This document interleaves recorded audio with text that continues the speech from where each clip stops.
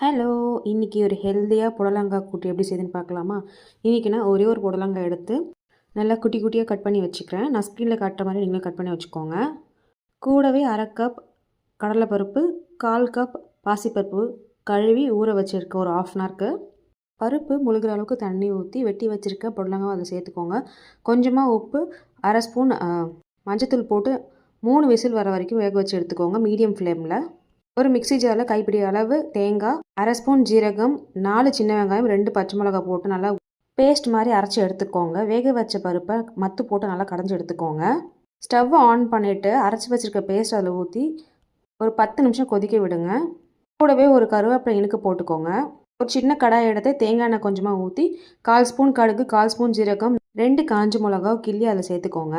Again தட்டு போட்டு மூடி ஒரு 5 நிமிஷம் கொதிக்க விட்டதுக்கு அப்புறமா எடுத்து ஓப்பன் பண்ணிங்க அப்படின்னா டேஸ்டியான ஹெல்த்தியான புடலங்காய் கூட்டு ரெடி.